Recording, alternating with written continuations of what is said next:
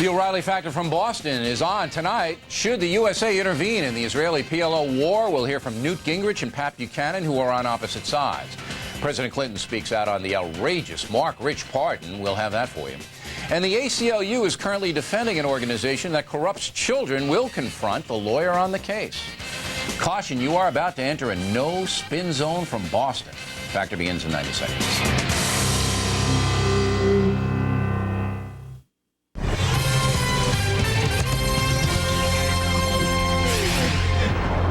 Good evening, everyone. I'm Donna Fiducia. Israeli tanks are now inside Bethlehem as troops fan out in search of terrorists and their weapons. Gunfire is being reported just a few hundred yards from the Church of the Nativity, the traditional birthplace of Jesus. Meantime, the terrorism continues. In Jerusalem, a suicide bomber killed himself and a police officer searching his vehicle. And the U.S. and the head of the UN disagree about the Mideast resolution passed Saturday by the Security Council. The U.S. says there must be a ceasefire before Israeli troops can pull out. But Secretary General Kofi Annan says no sequence was specified. Meanwhile, King Fahd of Saudi Arabia says the U.S., Russia, and Europe should pressure Israel to withdraw.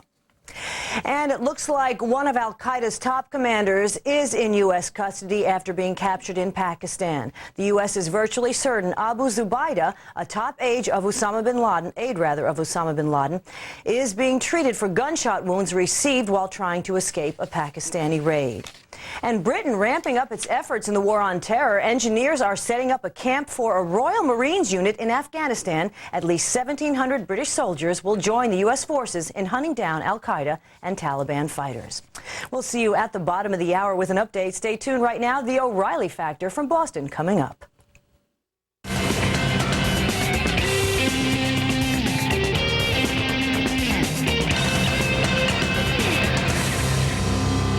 Hi, I'm Bill O'Reilly reporting tonight from Boston. Thank you for watching us. We're here because I am speaking at Harvard this evening. There will also be a Q&A, and we'll have a report on that tomorrow. It should be very interesting. And in just a few moments, a key question of the day: should President Bush intervene in the war between Israel and the PLO?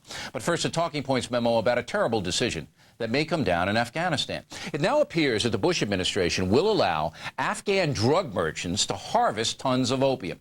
As you may know, the Taliban outlawed the opium traffic, but now the poppy fields are being cultivated again. The United States fears that destroying the poppy fields will anger the drug warlords and destabilize the American-installed government in Kabul. So the thinking is it's better to flood the world with opium and heroin than to risk chaos inside Afghanistan. That thinking is wrong on two counts. First, there's already chaos in Afghanistan, and you don't buy loyalty with weakness. These drug lords will turn against the Karzai regime anyway if it's worth their while to do so. Second, you can pay the drug lords to plow under the poppy fields. It's much cheaper to do that than to run around chasing all the heroin dealers. And if the drug lords object to the payment, tough. The USA has the power to destroy the poppy fields from the air and should do so immediately if the fields are not plowed under. If America allows the drugs to be sold, any drug war credibility we may have goes right down the drain. If those Afghan poppies are harvested, the USA should just shut down drug enforcement. Now, some in the military say the war on terrorism is more important than the war on drugs. Well, this is poppycock, pardon the pun. Drug money fuels terror, and illegal narcotics undermine law enforcement everywhere. 70% of all the street crime in the USA is drug-related. The Bush administration will be making an enormous mistake if it shows weakness in the face of the opium harvest. The corrupt Afghan warlords understand two things: money and power. Give them the money, but if they don't plow under the poppy fields, show them power. And that's the memo. Now for the top story tonight: the USA and the Israeli-Palestinian war. Two sides. First, joining us from Washington is Pat Buchanan, whose new best-selling book is Death of the West. What say you, Mr. Buchanan?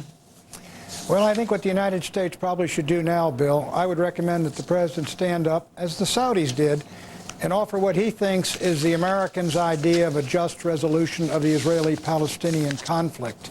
I think without it, we're not going to have any agreement of any kind between Arafat and Sharon, and we're going to have continued killing. All right. So you think that President Bush should define what he believes is a fair peace between the two sides? I don't think we should impose it, but I do believe he should stand up and offer it, because it'll at least get us off dead center. All right. Understandably, I don't think that would hurt anything. But that's not going to stop the suicide bombings, which right now is the key question here. You've got Hamas and others, and a new terrorist organization attached to Arafat as well, the Martyrs of some kind, who just seem bent on killing as many Israeli civilians as they can kill. So even if President Bush puts forth a plan like the Saudis did, what's going to stop the suicide bombing? I don't believe Arafat has the power to do that. I think you're right about Arafat. I don't think he's got the power to do it, and I would go further. I'm not sure he really anxiously wants to do that right now. What you've got to do, much as Americans might detest Arafat, and certainly the Israelis do, you've got to give the Palestinians an incentive and a reason to say, let's call a halt because we're not at a dead end. And an American idea, this is what we see as a peaceful resolution spoken by the President of the United States, might do it. Otherwise, I think we're going to get more suicide bombings. And I'll tell you this, Bill, Sharon rampaging through these refugee camps and through the Palestinian cities, he is the one recruiting terror. Yeah, but what do you expect? All right, put yourself, Mr. Buchanan, in Sharon's place. You've got, for the first time, I can't remember, even the IRA thugs targeted British installations, targeted their opposition in Northern Ireland. They didn't blow up babies in restaurants, all right? This is the first time that I can remember, outside of Algeria and a couple of other places, where there's been a sustained campaign by people who have said on the record, we don't want peace. We want to destroy Israel. So you're Sharon, Mr. Buchanan. You're him. What do you do? Well, look, I'm not Sharon. I'm an American. No, but put yourself in his place. All right, well, I would not, look, Sharon does not want a peaceful resolution of this thing if it means giving up Judea, Samaria, Gaza, and Arab East Jerusalem. So I'm not in Sharon's place. I'm an American, and the United States has a separate set of interests than the Israelis. They are not identical. We are allies of the Israelis in the war on terror. We are not allies in his repression of the Palestinian people. All right, we are not allies in his occupation of the West Bank. When I hear repression of the Palestinian people, I just think that's propaganda. I'll tell you why. You might be right. You might be right about Sharon being a hawk and hating Arafat and wanting to kill as many Palestinians. You might be right about that. But you had Ehud Barak in there, okay? He came to Camp David. He gave the PLO 90% of what they wanted, and they walked away and thumbed their nose at him. I don't believe the present leadership in the Palestinian core. I think they think they're winning, number one, with all these suicide bombings. I think you're right. I think they think they're winning now, they're going to up the ante. And I don't believe the Israelis, if they retreated now, that's showing weakness. That's saying, hey, we give up. Look, there's no doubt about it that, look, Barak's offer was the most generous the Israelis have made. To me, it forms the core of a solution. The Palestinians should not have rejected it. But after they rejected it, Bill, there were no massive terror bombings such as you've got today. Not until Sharon went up on the Temple Mount with 1,000 bodyguards stomping around the Islamic holy places and turning a nationalist war into a religious war did we have this horrible outbreak. What would I do now if I were an Israeli leader? Quite frankly, I would ask the president, lay out a plan of yours, and we'll pull back and we'll see if Arafat will do something. All right, so you would save face. You would save face in Israel if you were Sharon or whoever, and you would say, listen, President Bush, give me a plan that I can bring to the Knesset and pull back so that I don't have to do it unilaterally. I can say, all right, here's what the Americans want to do. We'll give it a chance. So save some face. That's what you would do. You know, but that's what I would do. But, Bill, let me tell you something. Sharon doesn't want to give up the West Bank, Gaza, and Arab East Jerusalem. He promised he would never go with Barak's plan. But political pressure not only in Arafat, you got one in Sharon. All right, maybe you're right, but political pressure in Israel on Sharon can force him to give up some of the land. You know that. They can call for elections anytime they want. They can boot him out of there if they feel that he's harming the country. So who creates the pressure on Sharon? I'll tell you who. Netanyahu is right now, because they're very hawkish. The United States can. If the president will stand up and say, we support Sharon in fighting terror, but we do believe the occupation and repression is a terrible problem. We need a Palestinian state. Here are our ideas, broadly speaking, that might take us there. I got it. And last I'm question. To do something. Last question, 20 seconds. Sure. Arafat have to go?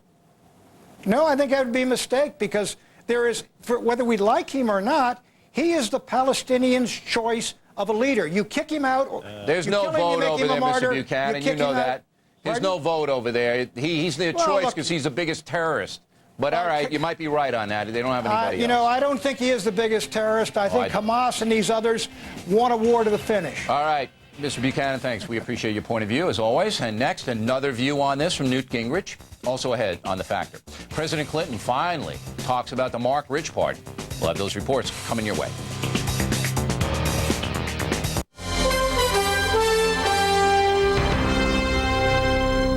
Bottom of the 12th. Game time. Should have used Preparation H. Cool it fast with Preparation H Cooling Gel. Cools on contact for fast relief. Preparation H Cooling Gel. Cools on contact. I invented this little beauty to identify, pinpoint, and destroy all termite species. Here's a better idea. More homeowners trust the Terminex Unlimited Lifetime Protection Plan. Call 1-800-TERMINEX.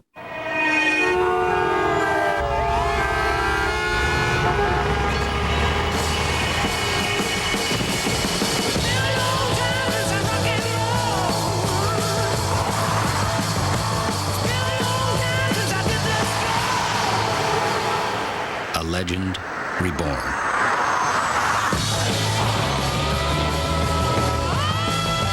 Cadillac CTS. Breakthrough. Plastic holds the promise of a better world, taking medicine to new heights and giving our lives greater comfort.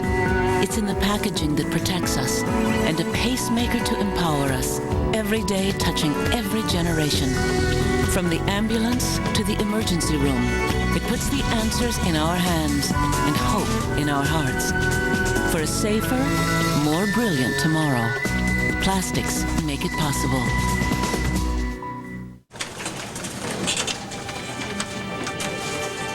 Oh, yes!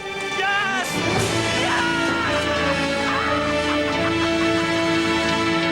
Want happy employees? Help secure their financial futures. At the Principal Financial Group, that's what we do.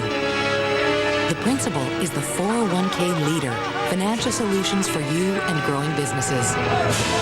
The Principal Financial Group, we understand what you're working for. Continue now with our lead story. What should the USA do about the Israeli-Palestinian war? Joining us now from Washington is Fox News analyst Newt Gingrich. So where is Pat Buchanan going wrong, Mr. Speaker? Well, I think there are a couple places, Bill, and I thought you did a pretty good job of starting to make the points clearly, despite Pat. First of all, there are people in the Palestinian terrorist groups whose goal is to destroy Israel. Now, I don't know how you make an agreement with somebody who sets out every morning to destroy you. I think that means you got to defeat these terrorist groups. The truces are actually to their advantage because truces give them the time to recruit more people, to do more planning, to get more dangerous. So, all right, but what about Pat's point that after the Camp David talks with Barack, Arafat, and President Clinton, there were no suicide bombers for a while. Things had calmed down, and both sides looked to at least moderate their stance a little bit. Do you have a point there? No, I don't think so. If you look at the recent Newsweek story, for example, about Camp David, they quote one of President Clinton's advisors as saying the reason they pushed so hard to get an agreement was they knew that Arafat had an offensive coming in September, and that offensive had been planned for months. It is, I think, simply dishonest, not on Pat's part, but in terms of the propaganda in the region, to suggest that Sharon's visit did anything except serve as an excuse. They had been planning and laying the base for those bombings for several months. I think it was very telling, and in my mind, the breaking point for Arafat when he was offered such a remarkably generous agreement by Barack, an agreement that Prime Minister Barack might not have been able to execute, frankly, get through the Knesset. Yeah, I mean, I agree with you. I said when Arafat turned that down, I said he doesn't care. I thought he dared it down because he's afraid of Hamas and Islamic Jihad. He's afraid they're going to kill him. No, I don't think so. I think Arafat, in fact, is on the side of those who want to destroy Israel.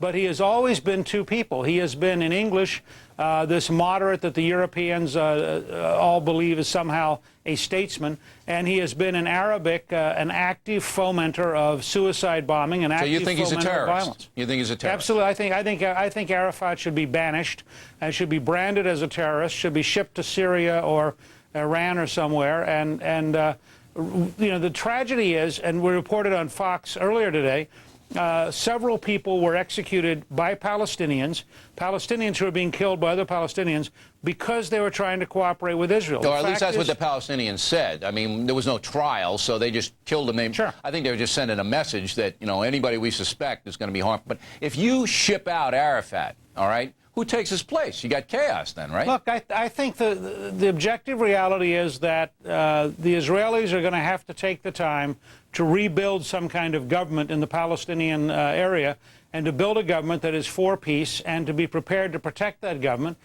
from the terrorist groups and to defeat the terrorist groups. I'm trying to think of any Palestinian who would ally themselves with and take Israel's protection. I can't think of one. Maybe there's somebody around, but I can't. Nobody today is going to be for doing that because they'd be killed. Right. Well, that's true. But I don't know if anybody's ever going to be for that because it's such a risky position. Let me ask you this. How important is this story to Americans? You know, Americans were galvanized after 9/11. But on this story, you know, a lot of them say, hey, we've been hearing it for 25 years. It never gets any better. Should they pay attention to this, and why should they? Well, I think a major reason to pay attention to it is because it is both escalating in a way that makes it more and more dangerous, and it ties directly to terrorism in the rest of the region. It is Saddam Hussein who is paying now $25,000 a family for every family that produces a suicide bomber. I didn't know that. Where does that come from? He has said it publicly. He's publicly offered $25,000 per family. He was paying 10. He's gone up to 25. So Hussein has said any family that offers up one of their children as a suicide bomber or their father, they get $25,000 from Iraq. $25,000 in cash. They also, as you know, he also called today for the Arab states to oil boycott any nation that supports Israel. I mean, I think what you're going to see is there's going to be two sides forming up. There's a pro-terrorist side with people like the Syrians and Saddam and the Iranians who were caught shipping 53 tons of weapons to the Palestinians in January, and there's people who are against terrorism. And I think what you saw last week in Beirut was an effort to do both things at the same time. But the Israelis can't really, as Pat Buchanan pointed out, the more punitive action the Israelis take against the PLO, the more suicide bombers they create. They can't really win this kind of war by just, you know, retaliating for every incident. They can't. No, they've got to fight it as a war. Let me draw a distinction between retaliation and fighting it as a war. When the United States lost 3,000 people at the World Trade Center, we announced our right to go anywhere on the planet to do whatever it took. We sent troops to Afghanistan, thousands of miles away. We have troops in the Philippines. We're prepared to send out intelligence efforts and military efforts anywhere to protect our citizens. The Israelis have had 5 consecutive days of suicide bombings in restaurants, in religious meetings. But you really think, I know what you're saying, but you really think that Israeli retaliation, even if they jack it up more, is going to stop the bombings? I don't think it's a question of retaliation. I think at some point, if it doesn't stop, the Israelis will be forced to reoccupy the territories, and at that point, they've got to rebuild a Palestinian government. And they've got to be prepared to get rid of the terrorists. So they're going to have to take over everything. Would you kill Arafat if you were Sharon? No, I think he ought to be banished as a terrorist and sent to Syria. All right. Mr. Speaker, thanks very much. We appreciate it as always. Next on the rundown, President Clinton finally speaks out about the Mark Rich pardon. We'll tell you what he said and why we have problems with it when we come back.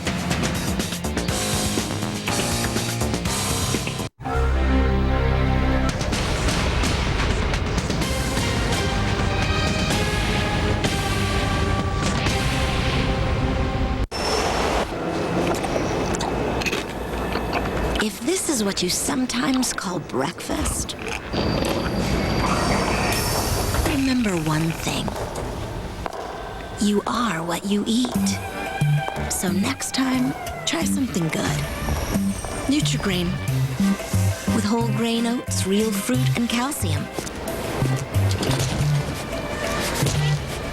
Nutri-Grain. Respect yourself in the morning. Taxi! Where you headed?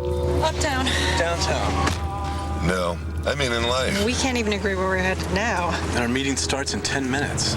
In life, like in basketball, clearing your mind of distractions and focusing on the business at hand is pivotal. Goyer chart has just what you need to stay focused, from all the essentials to peace and quiet. Remember, teams, surrender the me for the we. Now make 3 stays and earn 2 free nights. Call 1-888-MARRIOTT today. Courtyard, your Marriott awaits. Well, Mr. Limbaugh, what has our little agitator been up to this week? Gluing Mrs. Brendel to her chair? Bringing in your sister's underpants for show and tell? Science project took out East Wing? Do you know where smart Alex like you end up? On the radio? Rush Limbaugh has moved to News Talk 620 KTLK. News Talk for the Great Northwest. I want a store where they really listen and then help me put it all together. Creating a room should be fun, and it is, with the help of a Bassett Idea Coordinator. At Bassett Furniture Direct, you'll find everything you need at grand opening sale prices. Save $798 on this 3-piece sectional with chaise lounge, $21.99. Make no payments and pay no interest for 1 year at the grand opening of Bassett Furniture Direct, off Shoals Ferry across from Washington Square in Beaverton. Let yourself go. In the Impact segment tonight, Newsweek magazine has a big article on former President Clinton in which he talks about the Mark Rich pardon. Joining us now from New York is Newsweek's managing editor, Jon Meacham. Mr. Meacham, I read your magazine religiously every week, and I really respect you guys. I think you do a very good job. But this interview with President Clinton, I have it right here in my hands, this interview is a softball. It's a softball. No. And I was very surprised that it was so soft. Do you agree, first of all? And if so, why was it so soft? I don't agree at all. I think it was a very straight down the middle interview and piece by John Alter. It really tried to take you inside the current state of the former president's life. As you know, we broke the news about that he would not have pardoned Mark Rich, not on the merits necessarily, but just for the politics of it. All right, let me explain. To me. You have 2 articles here. You have one on the president's life, what he does now. That was very good. I didn't have any problems with it. Then you have an interview with him. I had problems with it. He says, if you had to do it all over again, would you pardon Mark Rich? This is Alter, your guy, your reporter, and he said, probably not. And then he goes down, gives the reasons. All right? Now, here's where my big problem comes in with Newsweek magazine. Mr. Clinton says, number 1, the Justice Department said they were no longer opposed, and they were really for it. Had I not granted it, it would have been the only one they wanted publicly that they didn't get. That's flat out not true. Flat out not true. The only person that signed off on this pardon is Eric Holder in the Justice Department, who was Janet Reno's water boy and, succeeded in blocking all of the investigations into campaign finance. We have talked to 6 or 7 DOJ people, and in the FBI they were furious. Louis Freeh was furious about this. All of whom said, we recommended not giving this man the pardon. We were never consulted. Holder did this unilaterally. So why did you let that fly? Well, I think John followed up well. We pointed out that his assertion, the President Clinton's assertion of the Reagan administration was not strictly accurate. We talked about how it was the worst, how it was what he felt to be a gloomy and dark moment as he went out the door. And again, we're the people who are telling you that he regrets it not for any of the merits, but because of the politics of it. But here's what worries me. If you weren't really up to speed on this, and most Americans aren't, they don't know all the inside information, you would think that the Justice Department signed off on the pardon of Mark Rich. They didn't. They did not. And in a bunch of your other things, you have in parentheses, so-and-so deny it, so-and-so deny it. But you didn't have this. So on the record in Newsweek magazine, on the record, because President Clinton told you and Walter didn't challenge, it's the Justice Department wanted this to happen. They absolutely did not want it to happen. They are outraged that it happened. And there's an investigation right now about it. There's an investigation right now. So how could you let this fly? There is indeed, and we will continue to report the story. And I think if you look at the whole package, the whole story, you'll see a very down the middle and at times very hardball treatment of the president. Give me one example of hardball treatment of the president. Again, there are people who said that he regrets it because it was terrible politics, not on the merits necessarily. All right, but that's not a hardball question. I mean, he volunteered that himself. Do you have any other hardball things in here? Because I want to read you another thing that I had problems with. I think this was a perfectly strong package. We point out that the president tries to say things like, I don't want to be angry and defensive anymore, moments after he's angry and defensive, about places like Fox, for instance, and the permanent right-wing establishment that he talks about, for the first time I know of, on the record endorsing Hillary Clinton's expressed view in '98. Yeah, I mean, there's no question that he feels that the things that he did wrong or the things that he was accused of came from this right-wing cabal, and I'm sure he puts Fox in that category. But there's a great story in here about at 1 o'clock in the morning, he calls up an aide of his in retirement, ranting and raving, and she says, "Sir, have you been watching Fox again?" Right, right, and it's cute and all that. But the fact, look, all we want are facts here, and it disturbed me, Mr. Meacham, with all due respect, because I do respect your magazine. It disturbed me that you allowed President Clinton on the record in Newsweek to say the Justice Department wanted this pardon. They did not. That's absolutely not true. And if I have to write a letter to the editor, I'll write a letter to the editor so you can print it so that the American people know. The second thing is, you're talking about the right-wing conspiracy and all of that, and I'm going to quote President Clinton in the interview. Brock, this ex-conservative turned liberal now, says he knew all along that there was nothing to Whitewater and nothing to the Jones case. I think it was a matter of power. Now, you read the New York Times editorial, I'm sure, last week, where there was something to the Whitewater case. And what was there was non-cooperation by President and Mrs. Clinton. So it took all this money to find out, and they still don't know what happened. You know, again, it's like, oh, there was nothing to it. It was all shouldn't have been investigated. Well, if there's nothing to it, they shouldn't have hid the billing records for 18 months, and they should have cooperated, right? I think Newsweek has been out ahead on the Whitewater story throughout. As you know, Mike Isikoff broke. I know that. That's why I was so surprised to see this. Newsweek has been way out in front, and you know there was something to the story. There were 12 indictments, 12 convictions. I think you got to read the magazine as a whole. You have to read the profile. You have to look at the interview. The president is weighing in. An interview it gives us a glimpse into the way he's thinking right now. And last question. And his version of reality. Now, I want your honest opinion, Mr. Meacham, because I enjoy it. I'm going to say everybody should pick up Newsweek and read the article for themselves. Don't take my word for it. But do you really think President Clinton was sweating during that interview? Come on. I think he is a complicated figure. Light and dark are always at war in Bill Clinton's soul, and we try to shed a lot of light on where his mind is right now. All right. I think you should have made him squirm a little bit more, but we respect you, and thank you for coming in. We've done that a whole lot. All right. Thanks a lot, Mr. Meacham. Thank you. Plenty more ahead as the Factor continues from Boston. How can the ACLU defend an organization that hurts children? We'll ask a lawyer who's doing just that. And we'll also ask another lawyer how she can defend a Catholic priest who wasn't exactly truthful on the Factor. We hope you stay tuned for those reports as we continue from Boston, Massachusetts.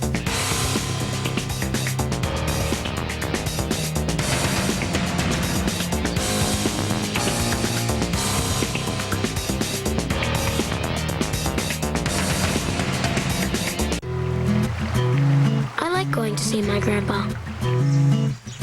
We do lots of stuff. Sometimes we just hang out. One day, we were sitting there, and I said, "Grandpa, don't you work?"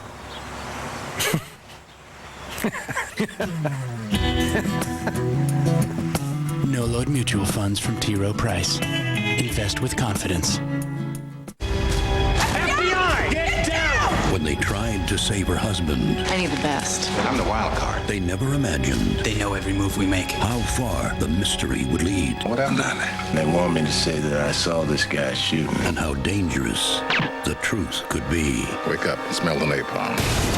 Ashley Judd, Morgan Freeman. Witnesses were murdered. High Crimes. Rated PG-13. Friday, only in theaters. What will it take to get Wall Street back? $65 million package. The Dow was up. Labor Secretary, it looks like surprising. They became one. That's what I want to know. Like it, but what do you think? And that moves Wall Street. Had a nice run of almost 7%. We are looking to a positive open for the Dow Jones. Tonight, Mideast turmoil. For continuing coverage, breaking news, and in-depth analysis, trust Team Washington. Special report with Brit Hume. Fair and balanced on Fox News Channel. In the Factor follow-up segment tonight, the parents of 10-year-old Jeffrey Curley versus the North American Man-Boy Love Association. A member of that terrible group murdered Jeffrey on October 1st, 1997. That man was sentenced to life in prison here in the Commonwealth. And now Jeffrey's parents are suing NAMBLA for $200 million. The ACLU is defending NAMBLA and tried to get the case thrown out. A federal judge said no, and the trial might begin next fall. A few months ago, I interviewed the lead attorney on the case for the ACLU, John Reinstein. Counselor, the issue here, as I see it, is not freedom of speech. It's a defending a criminal enterprise, NAMBLA. And we can cite cases where the courts have have ruled that way. Why do you not see that, or why does the ACLU resist that? Well, I do see it as freedom of speech, and I think you start with what this case is about. Charles Janes, a murderer, was found with publications from NAMBLA. That was his connection with NAMBLA. He joined NAMBLA, he got their stuff, he looked at their website, he read their magazines, and he killed Jeffrey Curley, kidnapped him, murdered him, tortured him. So we basically looked at what Charles Janes had. And what Charles Janes had was stuff that people might find offensive, but there's nothing illegal about it. But he wrote in his own diary, this Janes, that by reading this material, it made it, in his mind, okay for him to have the feelings that he had, all right? And it made it okay for him to approach young boys because he read this material. So there's a linkage there. What NAMBLA puts out are ideas, and what Janes describes is his response to an idea. Now, it supports conduct. You don't deny that. That you and I, that what? You don't deny that NAMBLA supports conduct. That it supports the conduct? Certainly the writings do. Then the conspiracy comes in. The conspiracy to commit a criminal act. And this is what drives me crazy, because I respect the ACLU's intent to protect the rights of Americans. I don't understand why you and your organization cannot see that NAMBLA is a criminal organization. It is advocating rape of children. That's a crime. The organization advocates it. Are you going to tell me there, as an American, as a lawyer, and an honest man, that you don't believe NAMBLA is a criminal organization? That it's a criminal organization? Correct. That it's advocating crimes. That's not a criminal enterprise. But if I put that information out there, that's not a criminal enterprise. It involves an involvement which NAMBLA simply doesn't have. An organization that is set up for one purpose: to violate the laws of the United States and to encourage child molestation and rape. That's their only purpose. Right. Bill, I assume you've read all the stuff that Charles Janes had in his possession. Okay. Now, I've read it. I've looked at every one of those magazines. It wasn't something that I particularly wanted to do, but I read every one of them. I looked at the website, and I found nothing there that has even approaches criminal conduct. What is the point of the literature, Counselor? What's the point of the literature? The point of the NAMBLA literature. They believe that there are people who cannot now and should not now have sex because they're too young. They believe that some of those distinctions should be abolished. That's right. And I asked you the one simple question you did not answer. What's their override point? What's the overriding point in that literature? What they're trying to get across? And you know what it is? I'll tell you if you don't want to tell me. It's have sex with kids. That's what that thing is. It's designed to encourage, and to stimulate that thought. And you're telling me that's not a criminal enterprise? I'm telling you, you're crazy. Well, you show me another example where people make attractive what they think ought to be permissible, but which is now against the law, and you'll find that you're really stepping over the line. You can't yell fire in a crowded theater because people might get hurt. You know that. You can't say go out and have sex with boys underage because people might get hurt. It's the same thing, Counselor. Oh, it is not the same thing. It has to be a direct incitement to an immediate violation of the law. They didn't come over to Charles Janes and put the bug in his ear and say, Charles, let me tell you about Jeffrey Curley. Here's what you can do. They didn't do that. Now, some people may think it's the equivalent, but the First Amendment recognizes the difference. I would like to say that Counselor Reinstein had a lot of guts to come on the Factor, as most ACLU people will not. When we come back, a guy who enjoys losing debates to me, Robert Reich, who could be the next governor of Massachusetts. In a moment.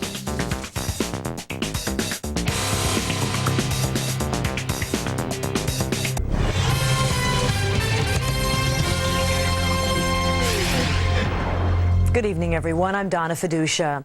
Israeli Prime Minister Ariel Sharon says a state of war exists between Israel and Palestinian terrorists, and that war continues to escalate. A car bombing in Jerusalem killed an Israeli police officer along with that bomber.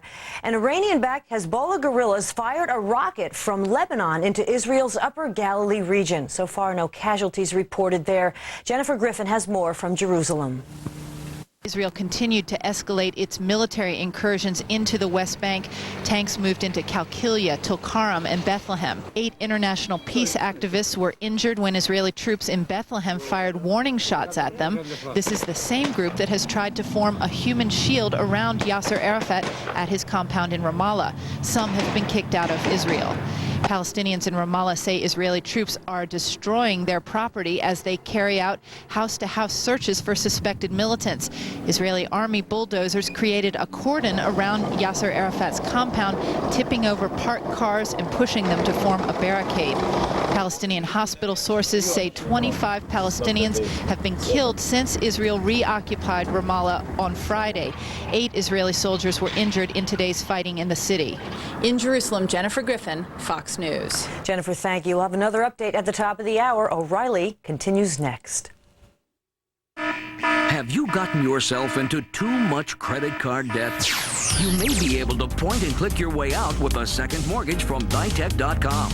Whether you have equity or no equity, Ditech has a second mortgage with a no closing cost option that may help lower your monthly payments. Why pay minimum monthly payments when you can pay off your high interest debt with a second mortgage from Ditech.com? For fast, friendly service, apply online or call us at 1-800-71-FIX now.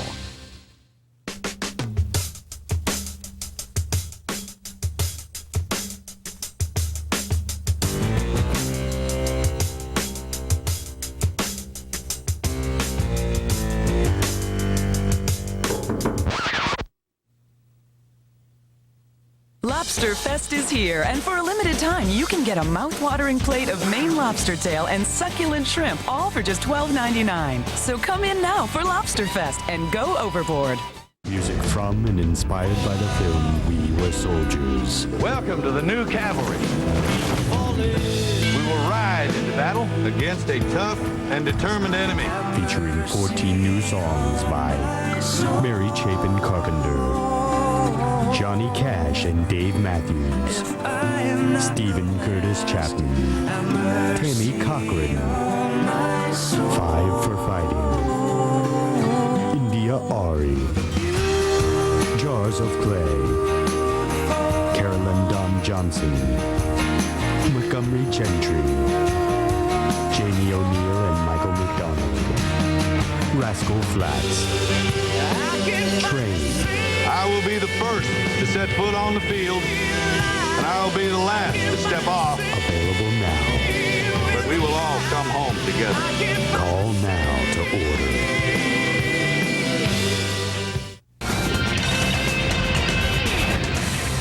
Thanks for staying with us. I'm Bill O'Reilly in the Personal Story segment tonight. Our pal Robert Reich is leading the Democratic field here in Massachusetts, and polls predicting who will be the Democratic nominee for governor. That's good news for him. The bad news is only 25% of Democrats want him to be governor, and of course, no Republicans do. Robert Reich joins us now. You know, you're wrong about that. Oh, I know. I talk to Republicans all the time. 3 or 4 of them, and there are a Berkshires. dozen Republicans, at least. Couple of general questions before we get to you. The NAMBLA situation with the ACLU defending and the Curleys, you know, in Cambridge, suing them for $200 million. Don't you see what I'm trying to make? That NAMBLA's a criminal organization. Do you see that? Now, when you say criminal organization, what do you mean by criminal organization? Like they're involved in a conspiracy to commit a crime, you know, molest boys. Well, you know, when you say there is you admit that there is a fundamental First Amendment issue there. Yeah, but it doesn't override the public safety. And you know that. I mean, well, look at the First Amendment, public safety. There is always a trade-off. Right. But the First Amendment usually wins out, Bill.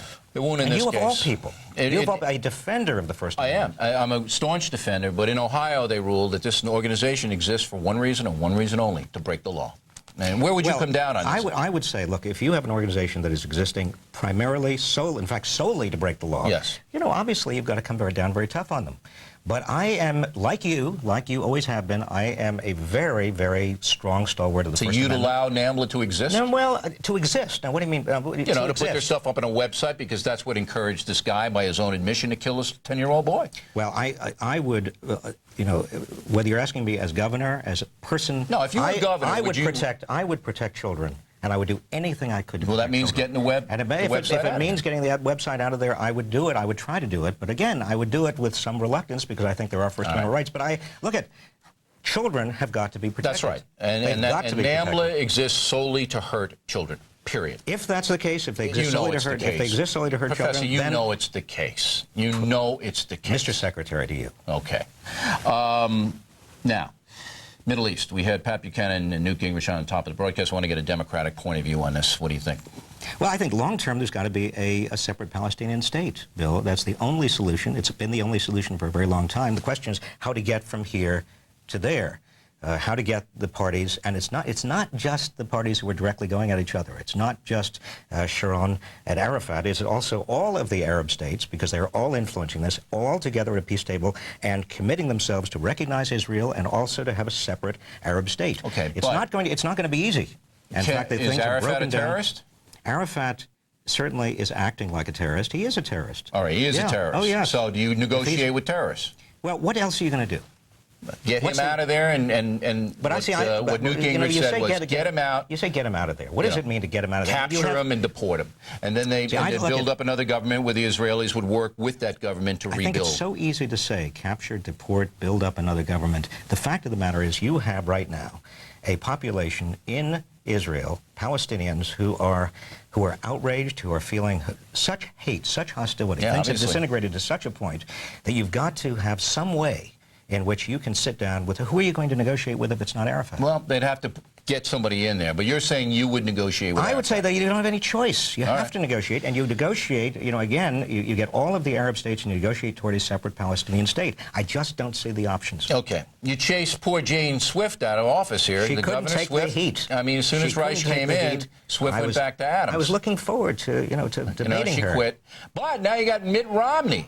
He's Mr. Olympics, and didn't he win the gold in one of the events? I don't know, wasn't that him? I don't know, but he's there he is. Look at this guy. Good-looking guy. Look at him. Compare me. Okay? That's right. I'm not He's got the hair dyed I'm not going that on. good-looking, am I? Is this guy going to beat you or what? Well, if it's a beauty contest, he beats me. But we're talking about running a state. Okay, Governor of Massachusetts. We're not talking about a beauty contest. We're not talking ran the Olympics. We're not talking about running the Olympics. No. No. But he did a pretty good job. Figure skating championship. I think he did a good job, Bill. What's his weakness? I don't know anything about him. Really? I know that he was against the minimum wage hike. I was for it, and I fought very, very hard to increase the minimum wage across the country. You remember the mid-1990s.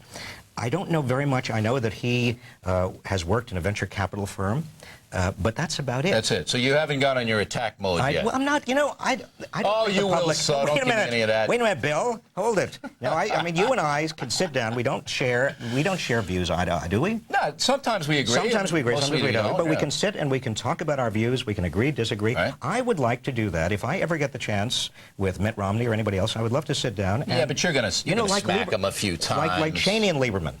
You're going to smack him around. I'm going to be. Look, I don't think the public likes negative campaigning. Yeah, what did you call me? Some dumb nut or something in some magazine? No, I never. I said that to your face. I would say it to your face, but I would never say it behind your back. All right. Now, Washington is the kind of place, not Massachusetts. Washington is the kind of place where a friend is somebody who stabs you in the front. Oh, tell me Massachusetts politics aren't the dirtiest Massachusetts on earth. is a wonderful place, and you should be privileged to be here in Massachusetts. I'm amazed we let you in, actually. You are. And if you're elected, I know I'll be stopped at the Connecticut border, but if you think Massachusetts politics aren't dirty, you're going to be skipping down the Yellow Brick Road with Dorothy.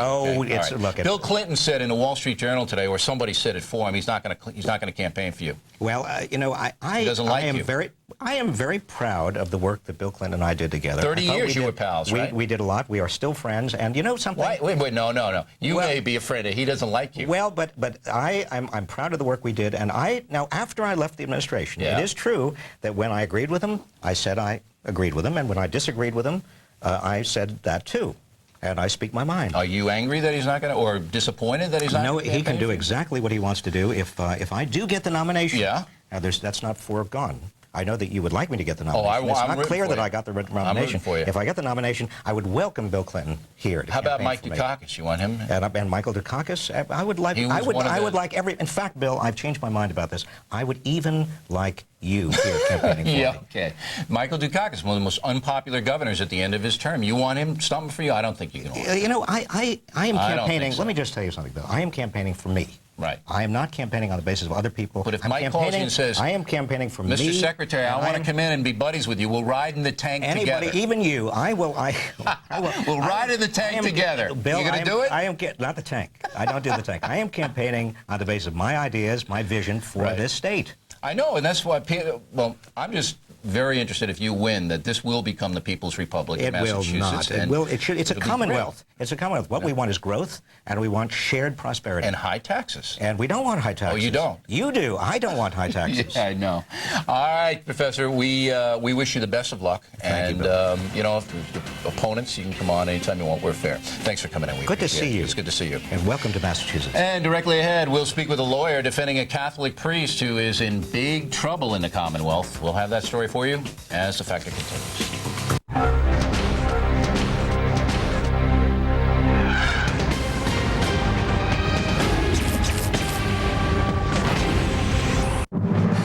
Wherever terror raises its ugly head, there so shall we be. We are a great people, and we do great things, and the world is a safer place because America... I am non-apologetically a conservative. We have the top newsmakers of the day, the people involved in the stories, different angles. We seek out opposing viewpoints, and then we let the audience decide. Stand up for freedom. Sean Hannity's now on the radio, noon to 3 weekdays on News Talk 860 KPEM.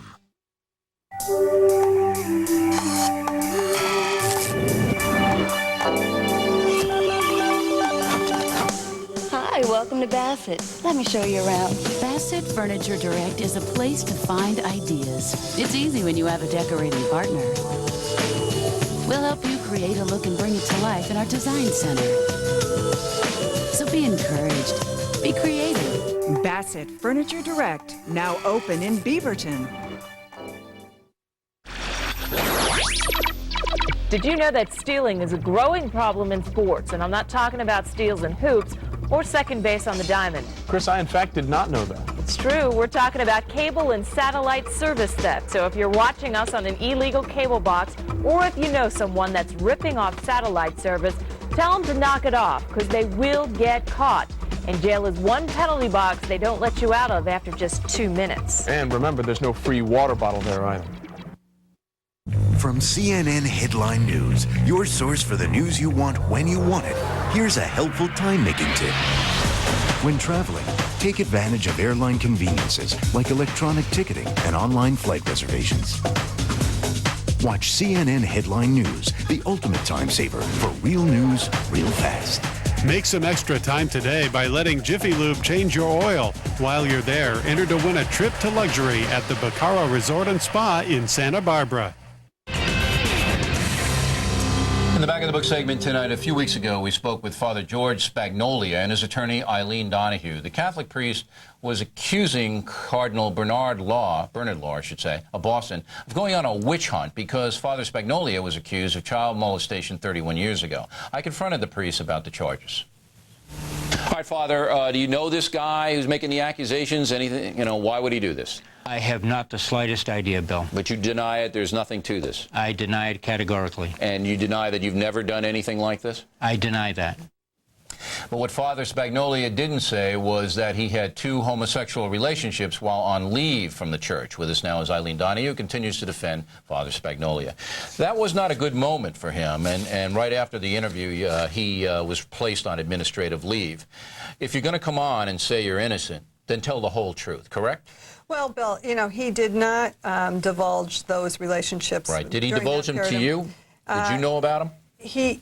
Let me put it this way without talking about what attorney-client privilege, but what he did do was try and keep those relationships private at a time that he was on leave. Because I can't imagine a savvy lawyer like you going on a national television program and sitting right beside your client, and I'm asking, did you do anything? And he's saying, no, I didn't, categorically deny. And then a day later... Which remains true, though. Well, it remains true in your opinion, but the accusation stands. Yeah. So the guy who made the accusation is backing away from it. But what I'm saying to you is this. Look, the Catholic Church is in bad shape in America right now, okay? You got a priest coming on, and we here want to hear all voices. So if a priest says, it's a witch hunt, I didn't do it, we're going to give him voice. Right. But he comes on, he denies it, and then a day later, he has to admit to 2 homosexual relationships. Not good, counselor. Yeah.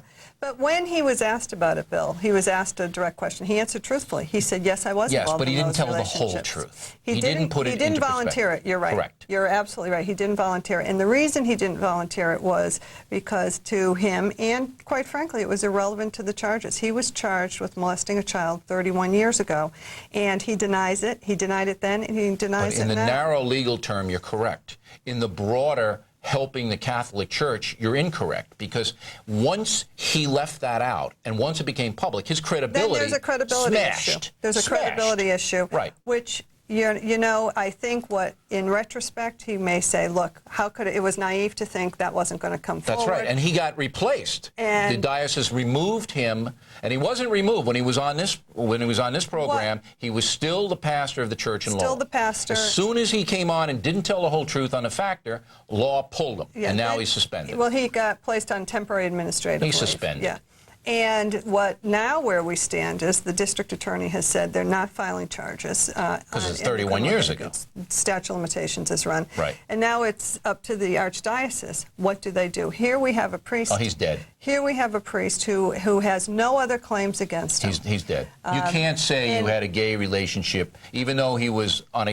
You can't. And put him back in a church? No way. It's an issue for the church. It's an issue for the church. You know he's not going to go back. And I think what's important, too, is to remember there have been no other complaints against him of this nature, of molesting a child. It's really unheard of in these kind of cases. Even last week, when a charge was made against the late Cardinal Medeiros, Cardinal Law himself came forward and said, that's character assassination. We've searched our files. There's never been a claim against Cardinal Medeiros other than this one that this fellow's lodging. But look, here's the deal. And this is a wider question than Father Spagnolia or you or me. You have the American Catholic Church now losing all kinds of credibility, okay? Their moral imperative, the moral authority of the church has been diminished because of guys like Father Spagnolia. How can a Catholic or anyone go to church and listen to Father Spagnolia say, here's what you should do, here's what you shouldn't do, when he comes up, doesn't tell the whole truth, then he's found out that he's a homosexual, and he is a homosexual. He's admitted okay? That he was a practicing homosexual, all right, which is against every tenet of the church, all right? That's against the church law, all right? You know what the church law is. You're a Catholic. So how can this guy and others like him ever have their moral authority again? I think the church has to deal with this issue, and the issue is what Father Spagnolia said. I am gay, but while I have been a priest, I have been celibate. I have been true to my vows.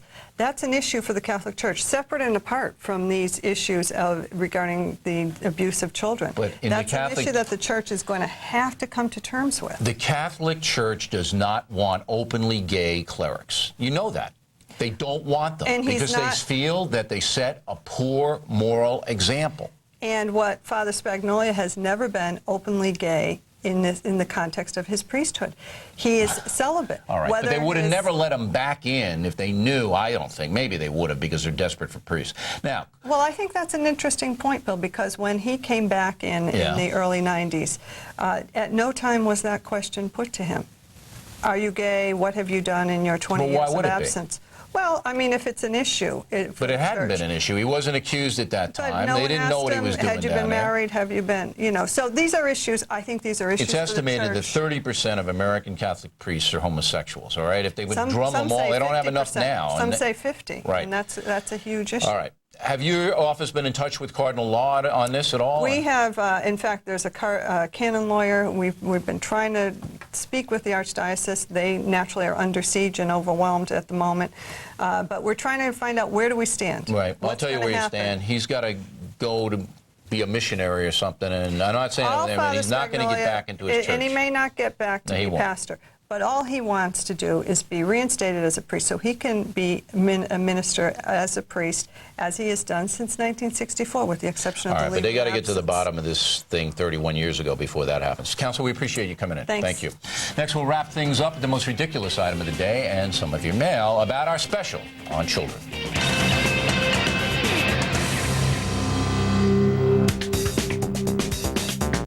How do you invest to help secure your children's future? You start with your dreams, and at Edward Jones. My life, my world, it all begins with a dream. Edward Jones. Heartburn this painful is caused by acid reflux. Get Gaviscon. It's different. Gaviscon quickly forms a soothing protective barrier that helps keep acid down for hours. Gaviscon. Fast relief from acid reflux. This is a great story. A friend of mine owed $100,000 in income taxes. Next thing I know, he tells me he's flying to Australia on vacation business class. Excuse me, I say. Turns out he charged his taxes through official payments. And because he belongs to his car's rewards program, he got airline miles for the tax dollars he charged. Yeah, there was a convenience fee, but business class to Australia? That's a heck of a return on his taxes, I'd say. Official payments. Call 1-800-2-PAY-TAX. Tonight, Mideast turmoil. For continuing coverage, breaking news, and in-depth analysis, trust Team Washington. Special report with Britt Hume. Fair and balanced on Fox News Channel. The king of cable news is coming to Las Vegas. Bill O'Reilly taking the spin out of Sin City. He's calling the players to the table and making them show their cards. Cable's #1 primetime show is ripping up the strip from the beautiful showroom at the Venetian Hotel. The O'Reilly Factor in Las Vegas. Friday on Fox News Channel. Time now for the most ridiculous item of the day. The NCAA championship basketball game is tonight between the universities of Indiana and Maryland. I'm rooting for Indiana because of this.